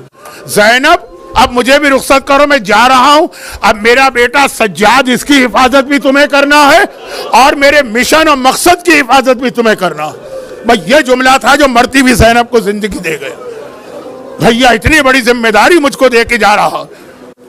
چنانچہ دربار یزید میں جلاد سجاد کی جانب بڑھا اور زینب کو عصر عاشور تو یاد ہے، ایک لمحے کے لیے نہیں بھولی. آگے بڑھی، سجاد کے سامنے سینہ سپر ہو گئے اور کہا یزید جب تک کہ علی کی بیٹی زینب زندہ ہے کوئی میرے بیٹے کو ہاتھ نہیں لگا سکتا. یزید تو ہے ہی شراب کے نشے میں. ایک مرتبہ کہتا ہے جلاد آگے بڑھو، پہلے زینب کی گردن کو اڑا دے. علی کی بیٹی کے لیے مرنا کیا مسئلہ، الموت لنا عادت و کرامتنا شہادت. مگر ایک کونے میں کھڑی ہوئی سفید بالوں والی فضہ کو 50 سال پہلے کا واقعہ یاد آ گیا. یہ آج 61 ہجرہ ہے، 11 ہجری. میری شہزادی دنیا سے جا رہی تھی، مجھے بلایا تھا فضہ، میں نے تجھے بہن کہا بھی ہے اور ہمیشہ تجھے بہن سمجھا بھی ہے. میں جا رہی ہوں، اب میری اولاد تیرے حوالے ہے. فضہ حسن کو نہ بچا سکی، کلیجہ ٹکڑے ٹکڑے ہوا. حسین کو نہ بچا سکی، ذوالجناح سے زمین کربلا پہ گرا. مگر زینب کو بچانے کے لیے فضہ سامنے آ گئی. یزید جب تک کہ فاطمہ کی کنیز فضہ زندہ ہے میری شہزادی کو کوئی نقصان نہیں پہنچا سکتا. وہ تو ہے ہی شراب کے نشے میں. کہا جلاد تو پہلے اس بڑھیا کی گردن اڑا دے. جلاد کا رخ مڑا، فضہ کی جانب بڑھا. فضہ نے دیکھا دربار میں ملک حبشہ کے 200 سردار، ملک حبشہ کے بھی 200 سردار بیٹھے ہیں. ایک مرتبہ کہا تمہاری غیرت کو کیا ہوا، تمہارے سامنے مجھے قتل کیا جا رہا، میں تمہارے وطن کی ہوں اور تم خاموش بیٹھے ہو. غیرت بیدار ہو گئی. 200 سرداروں نے اپنی تلواریں نکال لی اور ایک مرتبہ کہا کہ یزید اگر فضہ کو کوئی نقصان پہنچایا یہ تلواریں چل جائیں گی، دربار میں خون کی ندیاں بہہ جائیں گی. زینب بہت صابرہ، وتواصوا بالصبر. زینب بہت صابرہ، ہر منزل پہ صبر کیا. لیکن اس وقت زینب کا دل بھر آیا. دربار میں کھڑے ہو کے